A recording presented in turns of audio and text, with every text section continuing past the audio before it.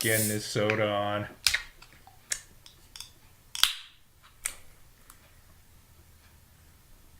And, okay. You got your soda on? Yeah, I just worried that I'm drizzling, but don't worry.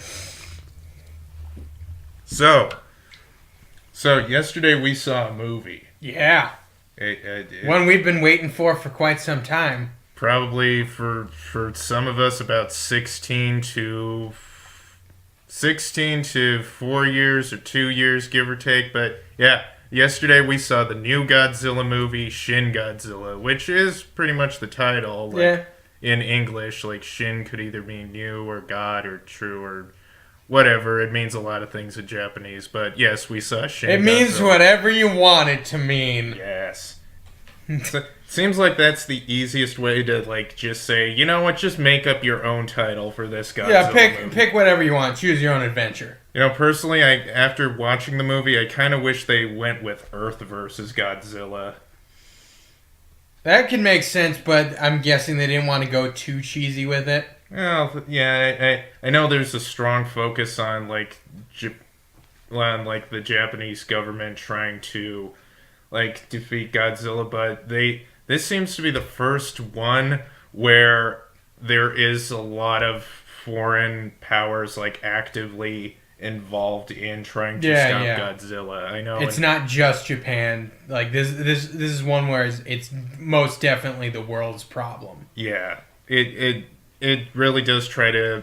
This to me seems more like how you would do, like, a realistic Godzilla movie, in a sense that it's a giant monster that is a threat to more than just one country. It's a threat to the whole of humanity. And let's just getting all our feelings up front. I actually liked it. There were parts of it that I liked a lot more than the 2014 movie. I felt like the first two acts of this film were a lot stronger than that one. Like, whereas, like, the 2014 one had a really good third act, and just, like, the first two acts dragged for me. But, like, this one, it really kind of built up the tension nice in the first act and had a strong second act as well as, and of course the third act is where, to me, the third act feels like they are intentionally setting this up for another movie or for a new franchise. Oh, I'm sure. And it felt like the third act and the climax just didn't really feel final to me. Like, oh, I'm sure. I'm sure they're setting up another series. But yeah, should we put a spoiler warning on this? We don't have to worry about that. Like, we'll just go with it. Okay. Well, in that case, should we get that whole point out of the way? Yeah, just go for it. All right. I thought I had kind of a theory in the going into this when we found out about the, once again, spoilers. We found out about the fact that Godzilla's tail has another face. So I started thinking... the SH Monster Arts figure is the one that really showed that off. Yeah, I think that's where we spotted it first, and then, you know, we started looking around and confirmed, oh yeah, there's another face in the tail. Mm-hmm. But then, of course, I started thinking, because I can't help but think about this. So, in previous Godzilla movies, we have a focus on the fact one of Godzilla's powers being that he can regenerate. So, I figured maybe what they were going with is, maybe in addition to that, they're kind of building on that by giving him the ability to reproduce by budding. Yeah. So I figured, oh wait, maybe that means other monsters can be made out of him, either if he dies or just like spawn from him or parts of him. And at the very last couple frames of the film, we see what look like little tiny Godzillas or Godzilla-like creatures. Godzilla people. Yeah, pretty much. Just like budding from the tail. And automatically, I turn right over to Jeff and go, I was right! He just turned into Bryan Cranston's character from Gareth Edwards' Godzilla. Yeah. I was right! You're hiding something! This thing is big, and it's gonna blow us back to the Stone Age! I made the light go on with that. Yes, you did.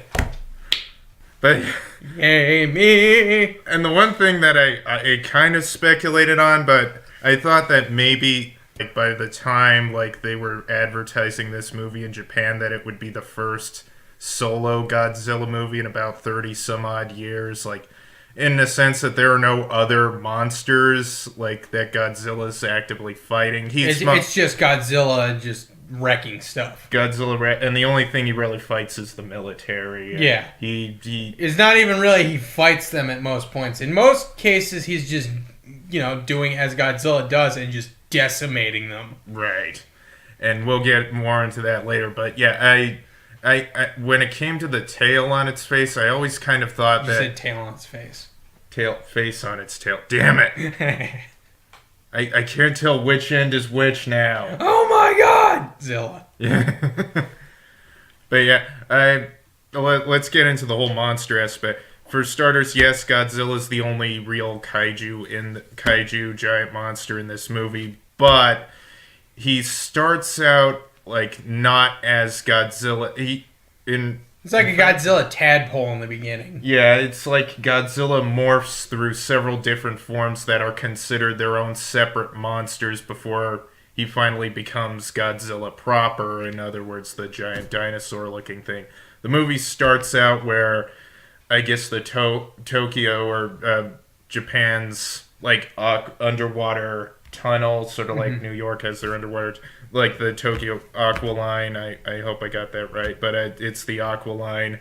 It gets attacked by Godzilla, an underwater attack, but we never see the aquatic form of it. It's mostly just its long tail. Yeah, we just see a tail at one point. It's sort of like this sea serpent. It's almost kind of like how a lot of like Loch Ness Monster photos and sightings where you just see the hump or the ridge of the monster and the tail just splashes out of the water. And it even builds on that with like several onlookers with their iPhones like taking video of it.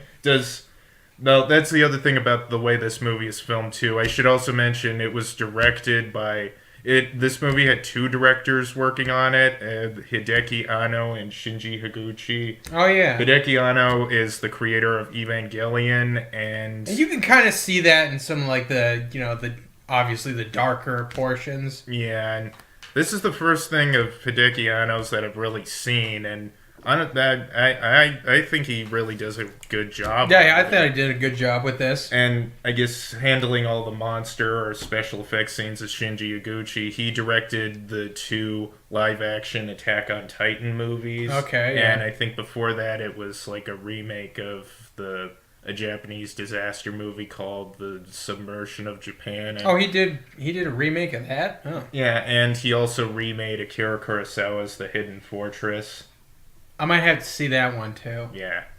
AKA, Japanese Star Wars before Star Wars, but... Yeah. Japanese part of the inspiration for inspiration for Star Wars. But yeah, that's where to get R2-D2 and C-3PO. Yeah. They're modeled after 2 peasant farmer dudes, right? Well, they're not robots in the original. Well, yeah, but the 2 characters in the original, they're like peasant farmers, right? Right. Or just general like peasants. Peasant farmers, bandits. Oh wait, are they bandits? Or just I don't know. Guys, what don't have clout. And they're just and they're comic relief. Yeah. So they're funny peasant farmer bandits. I'm just trying to connect all those threads. Yeah. In recent memory, too many movies that had 2 directors working on it, much less Godzilla or monster movies, but I don't know, it works for me. Because they didn't do it like a second unit thing. Well, I guess maybe they did. Well, they probably had a second unit. I'm sure they were shooting simultaneously just to get everything done as well. Yeah, but I mean, I don't know. I kind of like that there were 2 directors working on this movie. Yeah, that makes sense. And again, it had a really good like payoff to it. I'm trying to remember. But yeah, this is the first movie. The first movie I'm seeing from either of these guys, and it's leaving a good impression so far.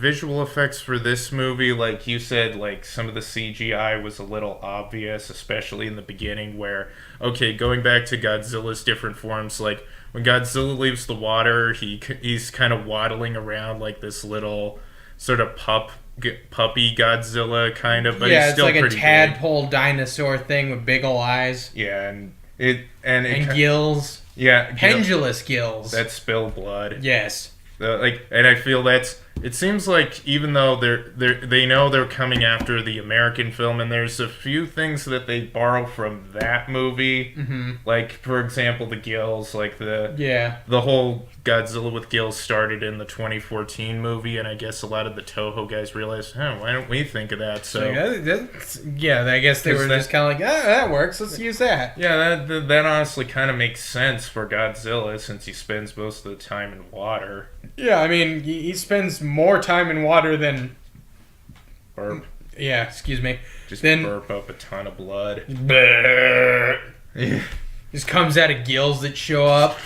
And and I get Reddit all over, and I don't know. Well, that's what you get for being my buddy.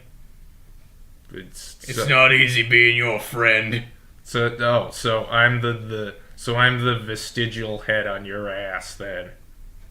I was gonna say you're the Jason Statham to my Sylvester Stallone. I was keeping this topical. Okay, well, hey, if you want to be the butt, you can be the butt.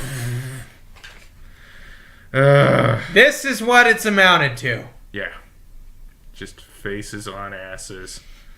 But yeah, going back to the visual effects, was I don't know, did anything stick out for you, like because this... Good, bad, or whatever. Because from what I can tell, they tried to use like some shots of an actual suit, but it seemed to be mostly motion cap. Cap CGI. Oh yeah, but to be fair, a lot of their stuff, a lot of the shots actually do work. There's just a few that don't look as convincing. The thing I noticed about a lot of Godzilla movies is like, and this is in defense of like the cutting away parts that people complained about the 2014 film, and I guess also this film. So that's another thing. If your gripe with like the Legendary Pictures Godzilla was that they cut away from him too much, like that cut away to like human scenes or like really long talking scenes, well, they do that in this movie too. So I think the main gripe is not so much that it's a cutaway. It's mainly that they cut before what looks like something amazing is going to happen. Yeah. So you feel like you're being taunted a little bit. Which, again, kind of happens a little bit in the beginning when like Water Godzilla is attacking the tunnel and then comes out of the water and he's just kind of scrapping along like and pushing cars. And he's just kind of like scraping along the ground. And I like how they kind of they don't actually say it, but they kind of bring up the whole square cube theory in terms of Godzilla, or at least a large sea creature that would try to come on land, is that, well, if he beaches himself, he wouldn't be able to support his own weight. So a lot of this, to summarize, like this kind of Godzilla movie is what you would get if you hired Aaron Sorkin to write a Godzilla movie, but somewhere he got confused and ended up mistaking Godzilla for Cthulhu. And that's what you would get from this movie, because in previous films, and I guess emulated by Pacific Rim, we're usually looking at some kind of government team, usually like who are formed to combat monsters and such, or even the military in the case of earlier monster movies. Here it's mostly government bureaucrats. Your protagonists researchers. Your protagonists here are scientists, obviously, as that happened in politicians. Yeah, scientists, politicians, and bureaucrats. Yeah, politicians, bureaucrats. There's still the military involved, but still it's mostly... You've got all branches of government working on this, understandably, because it's a threat. It's a world threat. Eventually, they build up this this coalition, which, as one of the characters in the movie says, is made up of lone wolves, nerds, and I forget what else, but... I know, it was great. And they do like a quick pan of all the people involved. Even the military guys got this, like, can you see my eyelid going? Yeah, he's got a little bit of like the eye thing. Like, yeah, just the twitchy eye. Like, just give me the guns. And he's got a little bit of that whole like he's seen some shit. And of course, and now he's gonna see even more shit. And there's the one woman biologist who's very sort of mousy, kind of, and just like very, and just all her lines are like super matter of fact. Yeah, like she's super blunt with stuff. Yeah, like at one point it just, like later on in the movie, it just cuts to her saying something like, "Man is so much worse than Gojira," and just like, and I forget what other lines. There was another guy. Oh, I forget like the actor and like his character, but he was looking up some. It's when they finally discover like Godzilla's leaving a radiation trail, and when he finds this out on his laptop, he just goes, "Oh, why?" He runs. Is that even possible? He runs over to the biologist. Look at this! And it's the way the shot is set up. It's mostly through the lead bureaucrat just sitting at his desk, and the guy's reacting behind him. He runs to the biologist sitting to like a center table, like right where that would be, pointing to him and say, "Look at that! Look at that shit!" And then they all run to the biologist. It's like, what the hell? Look, and then, yeah, and that's how they find out Godzilla is radioactive and feeds on radioactivity. But then I still love his reaction though, because everyone like lost it a little bit. Oh, in the theater, like everyone kind of laughed a little bit. Yeah. This movie did have some funny parts too. Oh yeah. Like there's a lot of dry humor. Yeah, I don't know if that's a Japanese thing, kind of like the British, where a lot of their humor, or most of their humor, is kind of dry or just. I think that might be just the movie, because I've heard it might just be the style of this movie, or just one of many styles. Because I hear puns are also popular in Japan. Oh, okay. As evidenced by the fact that the new movie's title is essentially a three-way pun. Yeah. Like, there's either True Godzilla, God Godzilla, New Godzilla, Gentleman Godzilla. Really? Gentleman Godzilla? That's what I've heard. Like, Shin could also mean gentleman. Oh, I gotta see that movie. All you gotta do really is just re-edit the movie and just put a top hat on the Godzilla model. Top hat and a monocle. Oh, wait. This Godzilla would just be Danny DeVito's penguin, wouldn't he? Oh, yeah. I'll probably have blood gushing from my nose. Wait, what do you mean? Oh! But yeah, just picture that. Danny DeVito just waddling along a miniature set, dressed in the full penguin costume. I just cracked my own damn self up. We do that a lot. Yeah. But, like, going from the whole, they find out he's radioactive, I mentioned other nations do get involved besides Japan. So, yeah, the United States, of course, is predictably involved with, like, trying to deal with Godzilla at one point, and this is going back into, like, the technique, like, the U.S.-Japan treaty for, I guess, dealing with threats to the country is, like, superimposed on the screen as the characters are reading it on the document, which it makes it easier, and it's a nice touch. Like, even though, like, a lot of the text is in Japanese and they don't bother subtitling it, and that's the other thing about you couldn't really subtitle all that anyway. Well, that's the other thing about the subtitling for this movie. Was it distracting when they had the different titles and locations superimposed for you? And I guess, but at the same time, how else are you going to do it? Yeah. Like, I mean, I think that's just kind of a general limitation of subtitles. You know, the other thing I wanted to bring up was this was probably the first time a Godzilla movie's been released stateside with just no edits or any dubbing. Oh, yeah. So they're just letting the movie speak for itself as is. So. Which I kind of like. I'm kind of glad they didn't try and dub it. Yeah. Because, I mean, it seems even more... It just keeps with the seriousness if you... I don't know. That, and also, there is still some, like... English dialogue in Yeah. there, like from yeah. American characters, which Characters tend to speak their own language. Yeah, and going into the American characters, there is a Japanese American ambassador or I think she was supposed to play like an ambassador or like politician's daughter named Keiko Ann Patterson. Yeah, and she was fun though. Yeah, the thing was though, like she's like the renegade cop of the movie. Like, sure. It's like, you're a loose cannon, Patterson! Like, her character's introduced wearing a bomber jacket over an evening. Yeah. I'm sorry, I just got here from a party, as she said. Yeah.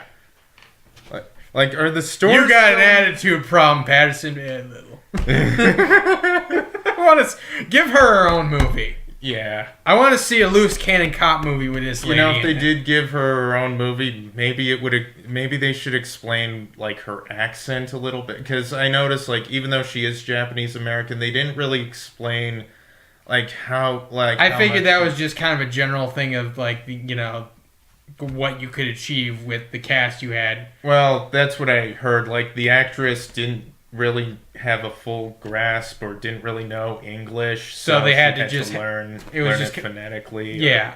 And I don't know, it comes across like, well, she might have spent more time in Japan than she did in the US and just kind of picked up English later on, or she learned. It could be. I'm just also guessing that they go with that also partially just to keep, you know, just because that's the actress they could have gotten.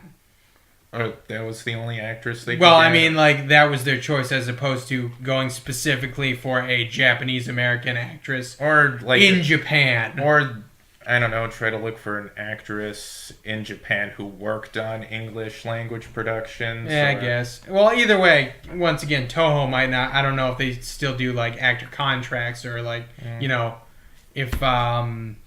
for example, like the old studio system where you were under contract for a studio as opposed to individual projects. Oh, okay. I don't know. Yeah, I don't know, but I mean I don't know. Was it like a distraction with, because okay, so she does have lines in English as well as one of the other Japanese characters. He also speaks English during a meeting, and I don't know, her character sort of fades in between Japanese and English where she's trying to make a deal with the politicians at the 2+2 partnership. And oh, yeah. I was guessing that was, once again, more to just hammer home. Yes, she's from the U.S. Yeah. Because I'm guessing this thing was obviously designed for, you know, domestic audiences in Japan first, and then just shipped out for an international audience. Like most of the previous Godzilla movies. And like most movies from just about anywhere. And again, that also factors into why American distributors needed to do some editing, but I don't know, do you feel like this movie needed to be edited for American distribution or not? I don't know, because I mean, I'm not sure. I was fine with it, but that's me. Yeah. I don't know. I again, going into like the American character and what the Americans have with Godzilla, basically the name Godzilla comes from the American government. It originates from like the Odo Island mythology, again a callback to the 1954 movie. That was what the Japanese version of the name was supposed to be. Yeah, and Gojira. then Romanized it to Godzilla, which to them means God incarnate, hence Godzilla. Yeah, and they actually do the air quotes in the movie. See, Godzilla. And then even the character's like, why the hell did they name him that? Because, and they even said, do we need to name it? I think it's pretty obvious if we say you don't really need to give it a fancy name. It's like. That thing. That thing right over there. That's the thing we need to drop, you know, ordnance on. That thing. The thing that looks like a walking statue of meat and teeth. The thing that looks like it's designed specifically to destroy a planet. Yeah. Yeah, point all your guns that way. Whole backstory to Godzilla is tied to this unseen for most of the movie, he's just referenced character named Goromaki, which is a reference to the previous Godzilla movies. There's a character in, I think, 2 previous Godzilla movies. In Son of Godzilla, there was a reporter named Goromaki. And then in Godzilla 85, Return of Godzilla, there was also another reporter character with him. And this time they made him a scientist. Yeah, an elderly scientist with a grudge against pretty much all nations who use nuclear weapons. Not just the U.S. Yeah, he just hates anyone who uses nuclear energy because his wife died from radiation sickness. Yeah, which kind of brings it back to the 2014 Godzilla and Bryan Cranston's character. And, of course, brings it full circle with the original, the whole nuclear metaphor. Yeah, and I don't know, the way the movie starts is they find Goromaki's yacht called the Glory Maru, like, drifting in the bay, and it's been abandoned except for 2 pairs of shoes, like, neatly laid out, and that little note. That note, like, and this giant cryptic map with, like, a little origami, like, bird on it, like, it's... I remember what the note says, and they reference this a couple times throughout the movie. Do as you please? Yes. Yeah. Do as you please. Do as you please. What does that mean? And how they find that out? They find it out. Hey, wait. How did they do that again? Was that when they started folding the map? They basically take the map. Okay, so the map. It's kind of like a map of like Godzilla's genome. Yeah, it's basically a map of Godzilla's cell structure, and they try to figure out how it works by turning it into origami. It's like, yeah, just fold it. Oh my Godzilla, this is how it works. Yeah. This is how we stop him. And now that this brings me back to the whole other monster thing. We mentioned Godzilla has 2 forms, and we mentioned that he has a tail, and you already mentioned Godzilla people grow out of the tail in the end. Yeah. So, I don't know, would the tail then technically count as its own separate monster? I wouldn't call it that yet. What about the Godzilla people? Well, they haven't fully formed yet, so I'm not going to count them yet. Man, I don't know. But the Kaiju doesn't start at conception, damn it. Kaiju abortion. Topical! But I was thinking, like, didn't they...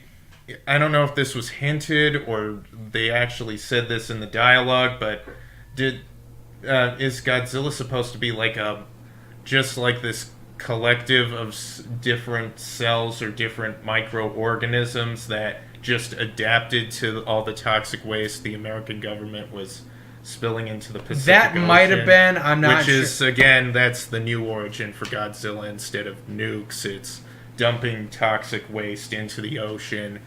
And I guess the area where it was in, like, just happened to have this, like, smaller or deep sea organism that eventually adapted to the extreme radiation to the point where it can, and one point they also make is that Godzilla doesn't just mutate on his own, or he doesn't just mutate randomly. He can consciously mutate himself. Yeah, he can make a decision. All right, this form ain't gonna work here. So I don't know why I decided to go with the fart noise. That really undermines it. So yeah, they even mentioned, like, if Godzilla wanted to grow wings and fly, it would do that. Godzilla could, in theory, just get a wild hair up his ass and just, I want to fly. Doesn't even need to, like, use his flame breath to just launch himself into the air. Although he probably could. Yeah. If he builds up enough, maybe we'll get another. Oh God, it can fly. In the weirdest way possible. Who knows? Maybe in later sequels they'll bring back the tail slide drop kick. Yeah. Remember that shit? Yeah, I remember. Godzilla versus Megalon, he just slam. Oh man, dreams do come true. Wham!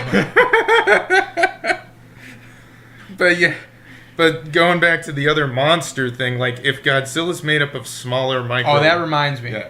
That little wing bit, That kind of made me think they were hinting at a Rodan possibility in the future. So Rodan is the offspring of Godzilla. Maybe. I once again, part of that theory I mentioned in the beginning, I figured what they were going to do is have all the other... Well, that's Toho. what I mean about the Yeah. other monsters. Like, what they're implying with this movie is, like, What if just budding off of Godzilla? Yeah, like, or Godzilla is made up of smaller creatures, or... Oh, see, I just assumed they just kind of bud off of him and then just become their own thing. Or, again, like they Godzilla mitosis. Or they mention, like, the blood. Like, Oh, yeah. at some point, like, there are soldiers walking around taking a survey of the area. Oh, yeah, because it, like, kind of solidified. webbing and solidifying. And that's where they realize, like, that's how Godzilla reproduces, through either blood or cellular loss. Yeah, once again, he kind of buds, essentially. It's budding and regeneration. So if, say, like, they removed the tail, and could the tail grow independently on its own and become its own separate monster from Godzilla? That's what I was assuming would happen with this movie. And I think that's what they were going with this movie, or at least hinting that there is the potential for more monsters just coming from Godzilla alone. Yeah. It kind of goes with the sense that Godzilla is the first kaiju, kind of going back to the 1954. He is the king of the monsters. All others would come from him. Yeah. Like it's like that old thing from the Destroyer novels, where the made-up martial art of Sinanju is the sun source of all martial arts. Yeah. So is Godzilla the sun source of all monsters. Yeah. Godzilla is the sun, and all other monsters are its rays. Godzilla is God. Yes, exactly. Which is what the religious protesters yes, in there is this a cult. movie. There's a cult of Godzilla within the movie. They don't focus too much on it, but yeah, they do show it in this movie, where there are protesters chanting and banging drums outside, going, "Godzilla is God, save Godzilla." And yeah, we're gonna make that a religion. Seriously, maybe. I think this could end badly. This could end badly, or it could end wonderfully. No, it's gonna end badly. Yeah, probably. Like, how badly? I don't know. We're gonna have to try it and find out. I feel like we're gonna all get cancer from, like, chanting in front of a nuclear reactor. This got dark, like the movie. This is a dark movie. A dark movie, but yeah, this is, and it's again, it's harkening back to the 1950s, which again I should mention, if you haven't known this already, it's not technically a remake of the 1954 Godzilla, but it's a reboot. Yeah, it has no connection to any previous Godzilla movie, including the very first one. So, which is usually what they've done. You know, if anytime they start a new franchise, it's basically, all right, first movie. Every other movie didn't happen except the first one. Yeah, this time just no other prior Godzillas happened. This is the first. And even with the 2014 one, like, there was still a little bit of a history. It's not like, you know, there are events that happened in 1954 for the 2014 one, but it's not the movie, but still. Right. It hints that there were several episodes involving Godzilla before the one we saw in Gareth Edwards' movie. Right. And, of course, there is also going to be a tie-in King Kong movie, which is kind of a prequel to 2014 Godzilla. I'm looking forward to seeing that. Yeah, I am. They're starting to do promotions for it. And are they going to have just Kong, or are they going to have some, like, giant... there's going to be... You didn't see the trailer for it? I saw the trailer, but I didn't see too much, like, other than, like, a little bit of Kong. You didn't see the giant spider? Oh, no. I just saw a bunch of bones. To be fair, that was, like, blended in with the trees. Like, the spider's legs were the trees, and if you looked up, you saw the silhouette of the thorax, and looks like a giant daddy long legs. Ooh! Oh, man, I hope they have preposterous fuck-off sized dinosaurs in there.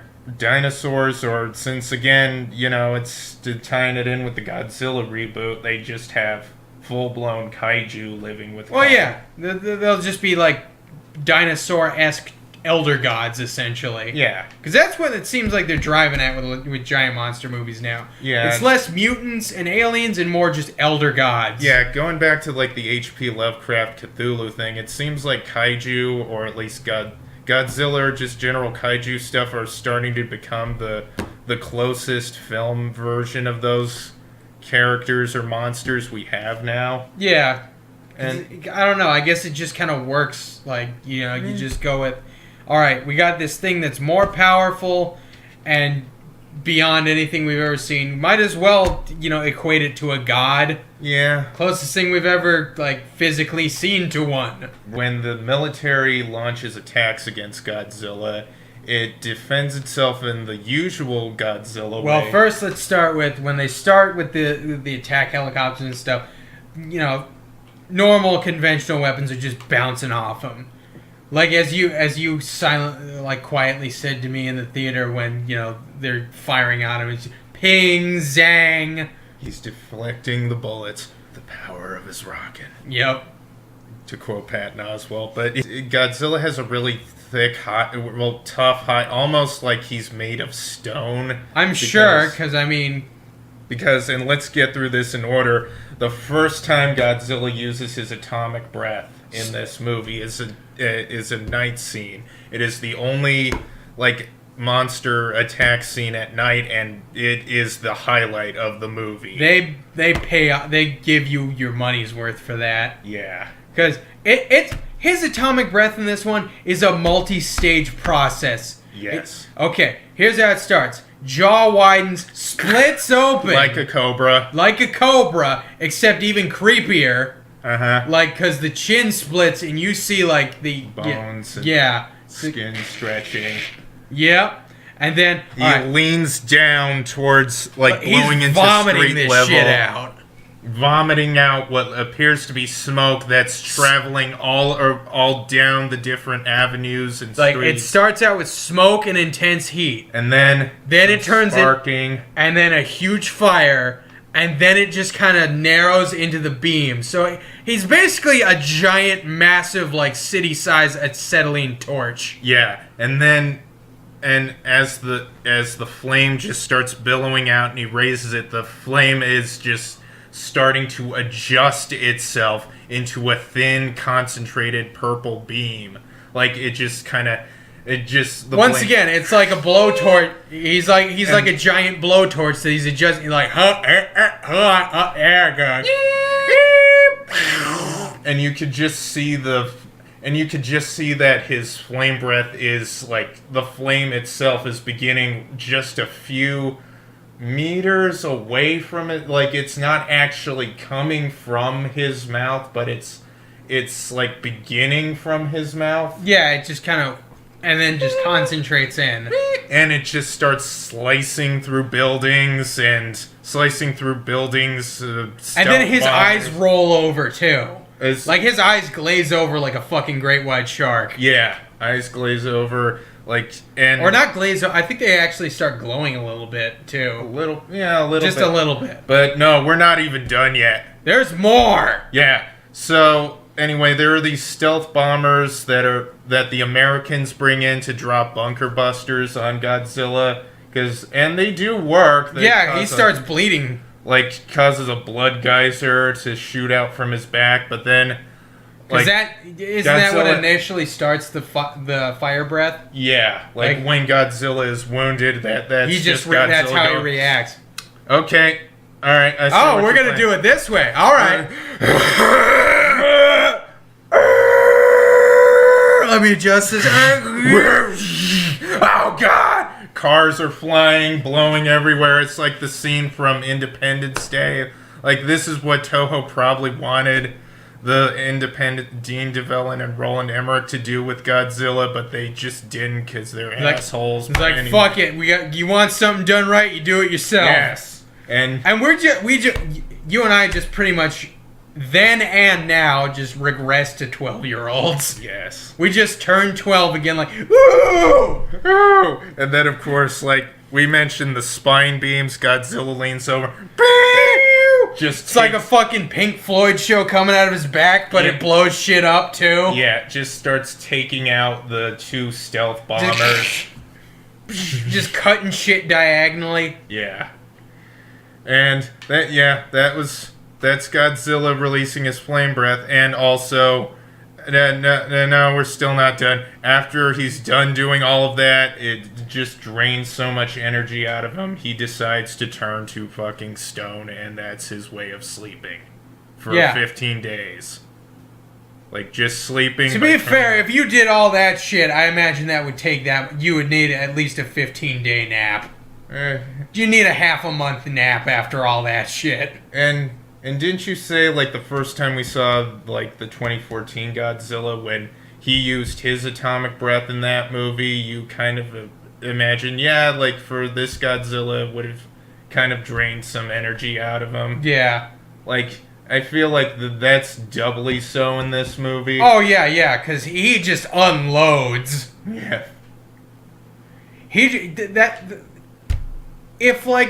If the previous Godzilla movies were like just concentrated strikes, this is a fucking salvo. Yes. Just vomit, laser beams, explosions, light show coming out the back, just cutting planes into halves. And then later on, like, even the tail face has its own flame breath. Like, he even gets in it just... Oh, yeah, while he's sleeping at one point, the tail just... That's how you know the tail's doing stuff. The tail's got a face, too. They of course, had the good sense not to have the tail going... I was kind of expecting that. You were hoping for that? Yes. That would be kind of funny, but that would probably undermine all the tension. It still would be fun. Yeah. But then eventually after that, as Godzilla's, like, turned to stone and sleeping, like, the Americans and the UN decide that they just have no choice but to drop a nuke on Godzilla, who is asleep, by the way, in the middle of Tokyo. So, in theory, this movie comes to the really difficult part where they openly admit that they are going to re-nuking Japan again. And of course, of course, all the government agencies and all your primary characters are like, no, please, you gotta let us find an alternate solution. Yeah, and which they eventually do. You know, it's granted, it's more of a time saver kind of thing. Yeah, or like it's more delaying. Yeah, it's like, let us at least get everyone out of here and just. And they do. I guess each Godzilla movie reflects, like, the political climate of the time. I feel like the whole Japanese refugee thing might be a little bit of a hint at the whole Syria refugee. Could be. Like, there were also shades of, like, the tsunami, like, in the beginning with the boats being pushed down the harbor and the cars. And I'm sure there's a little bit of Fukushima. Yeah. Like, again, of course, the 2014 movie referenced Fukushima, but doubly so in this movie, again, because Japanese production. And it's going to hit closer to home for a Japanese. Yeah. Did any part of this movie seem anti-American to you? And if so, were you offended? No. You just weren't offended by it? No. Did you think it was anti-American? I think in more cases, I wouldn't call it anti-anyone in particular. Yeah. I would just call it kind of frustrated.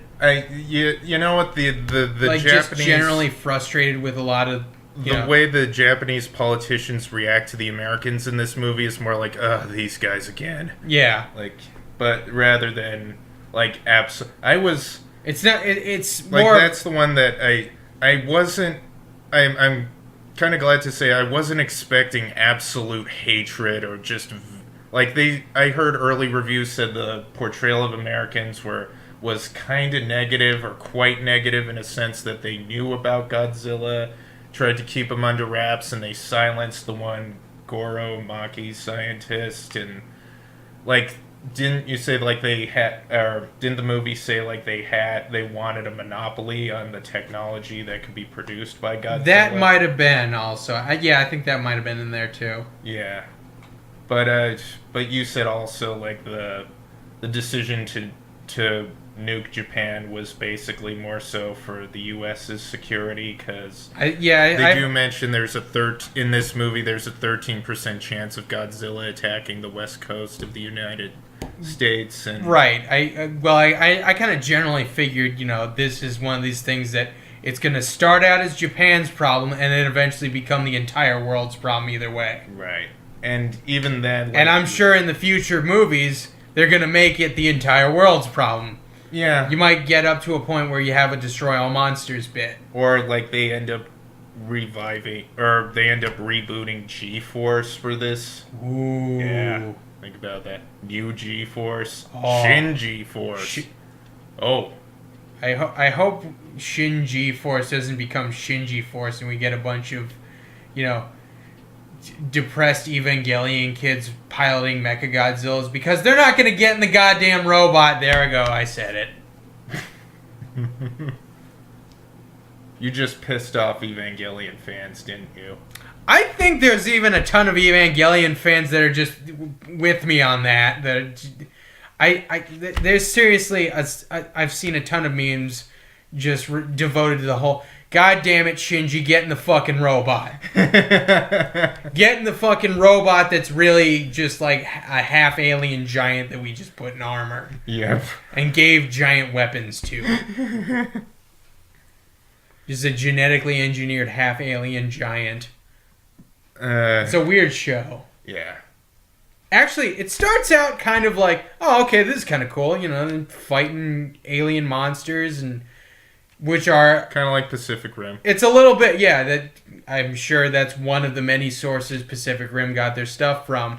But and then, of course, later on in the series, anyone who's watched it knows, okay, then it gets overly psychological. It starts and there's a difference between being psychological in your thing and then just halting all the action to the point where, all right, this isn't even the same plot anymore. So, and the one where the last episode goes into this experimental shit, and then eventually you find out, at the very end, everyone's like, okay, Shinji made a psychological breakthrough, and they're on top of a little globe planet thing, and everyone's applauding. He's like, congratulations, Shinji. Congratulations, Shinji. Congratulations, Shinji.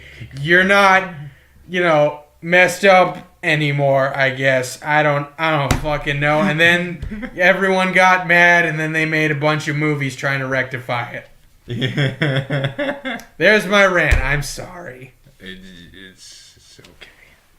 It's okay. We know you. We know you're pissed off at Evangelion. I was just at first I was just confounded by that ending. I watched it on Adult Swim and I'm like, this is the first. Again, I haven't seen anything Evangelion related, so this is the first time I'm hearing about that. Have I ruined it for you?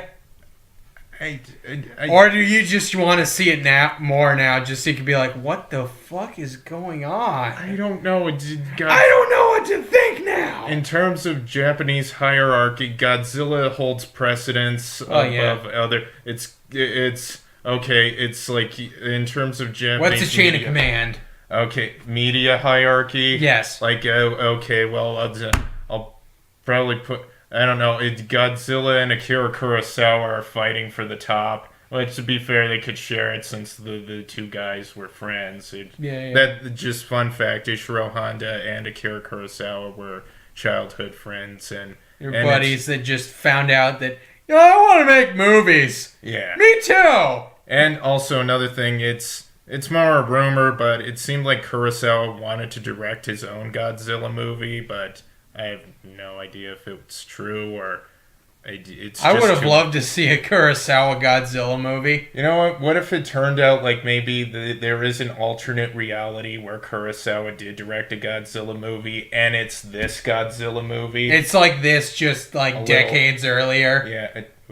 Wonder how that would have looked with technology from filmmaking. I get the feeling it would have looked What decade do you think it would have been done? Maybe late 70s?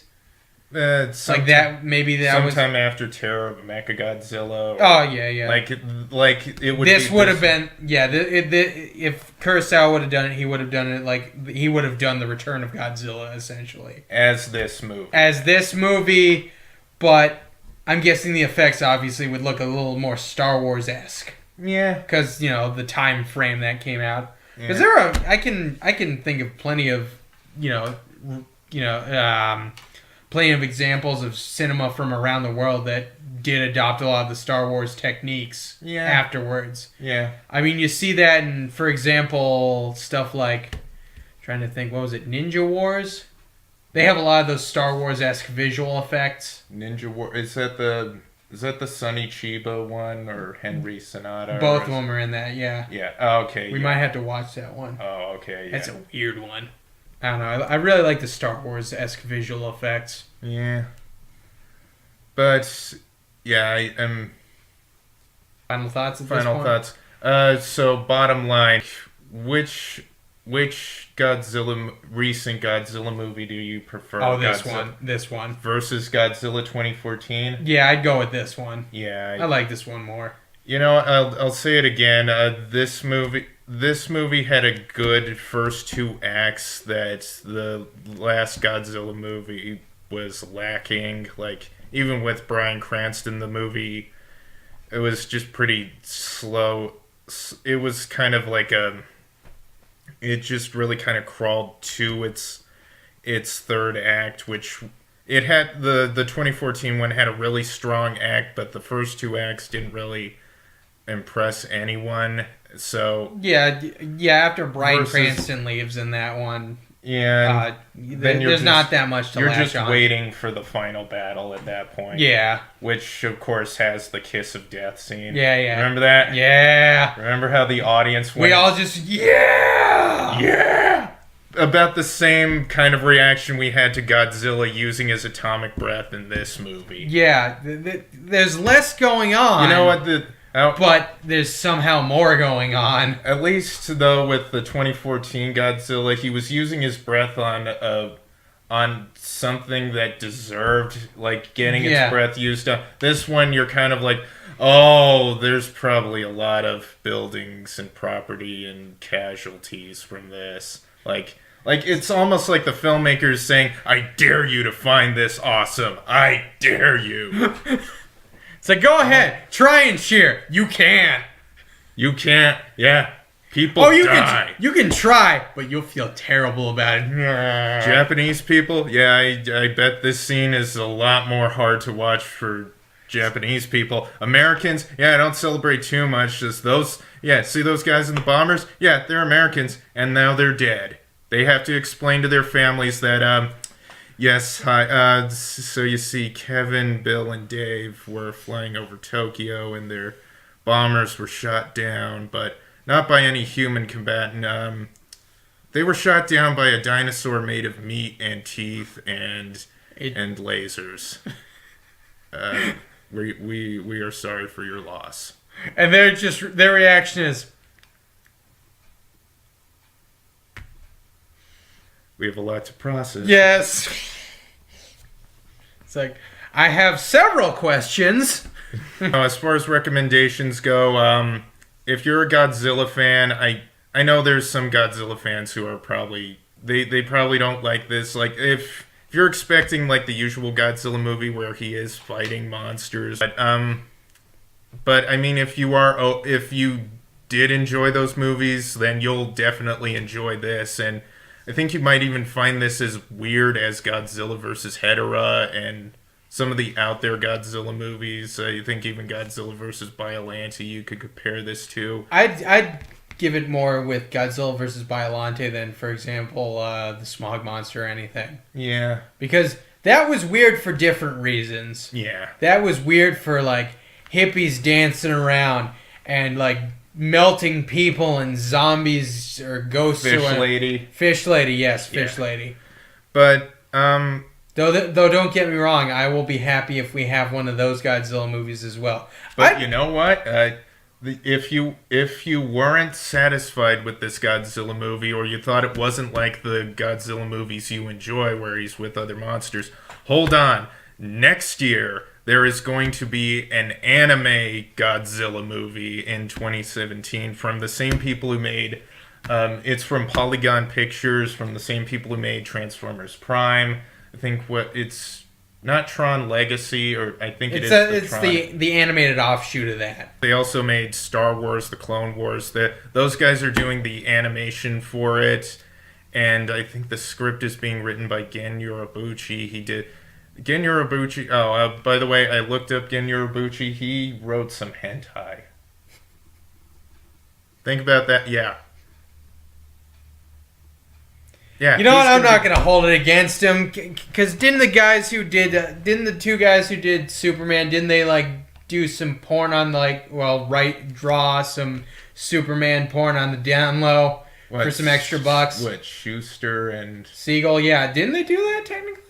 It didn't obviously make it into the U.S. until obviously years later, but by collectors or fans, I'm guessing. But again, back to the Godzilla topic. We keep just going off the rails with this. They didn't reveal the plot for the Godzilla anime yet. Might go with the multiple monsters in that one. So you might get like a fun tone Godzilla movie, and then you might have like the super serious tone ones, and then you got the US ones, which apparently are going to involve King Kong later on, so who knows. Yeah, so again, depending on how Kong Skull Island does, we'll probably get Godzilla vs. Kong after Legendary's Godzilla 2, which is in 2019. Do we know what monster he's going to fight there? In Legendary's Godzilla 2? Yeah.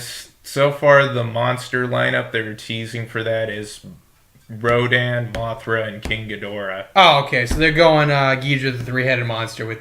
Basically, like, it seems like it's an Americanized remake of that movie based on the monster choices. So then the Legendary Pictures version of the series is essentially going to go... It's going to go Godzilla, Ghidorah the three-headed monster, King Kong versus Godzilla. So they're going to go in the order of 1, 4, 3? Well, the first movie... No, wait. 1, 4... Wait. The first movie wasn't so much... It's not like a remake of the original. Oh, yeah. But honestly... But that's the closest one you can relate Gareth Edwards' Godzilla, I'd kind of put it on the same tier as Godzilla Raids Again. Oh, yeah, I guess. Their Godzilla has the same type of origin as the Godzilla in that movie. Yeah. It's kind of takes a while for Godzilla to... Like, there's a brief glimpse of Godzilla fighting the first monster, and then it moves to the city where Godzilla finally kills it. But yeah, like, again, it all depends on what the story they use for that one. But personally, if you ask me, I would be just happy if it was the 3 Godzilla movies, like, the 3 recent Godzilla movies, like, in the order of this movie, and then Godzilla 2014, and then the anime. But of course, that ranking will change depending on how that one looks. Yeah, what story they use, how it looks, and how it just comes off. And hopefully they'll bring that one to theaters. And even if we don't get this up, still rent or buy it on DVD or Blu-ray, because hopefully, you know what? Hey, I think Godzilla. I really would love to see more Godzilla movies on the big screen. I would definitely, because we had fun watching this. Yeah, and it was great watching this in the theater. Which is kind of funny that we had fun watching this, because this was meant to be kind of dark, but it did have its fun moments too. Yeah, like there were guys in front of us, like this was before the movie started, like one tried to stick his finger up his butt, like when he was, I don't know. Is that what you kind of heard? Well, that was the joke they made, I guess. I don't know. And even before that, like when we were coming in, we met the one ticket taker at the lobby, and we were talking to him about the movie. Yeah. He thought your Gamma Bomb shirt was for the Ang Lee Hulk. Oh yeah, and then I explained to him, no, it's a band. Yeah. It's just a Hulk reference for a title. And he kind of mentioned like he saw the movie like before, but he said he was the only one in the theater who liked it. No, he was saying that about the Ang Lee Hulk. Oh, okay. Yeah. So I guess everybody liked the new Godzilla. Yeah, because remember when we came out, he was like, how was it? Yay or nay? Yeah. And we were like, yay! shared our final thoughts already? I think we've said all we can say. Okay, well, till next time. More thing. Yeah. 3, 2, 1. Scream on.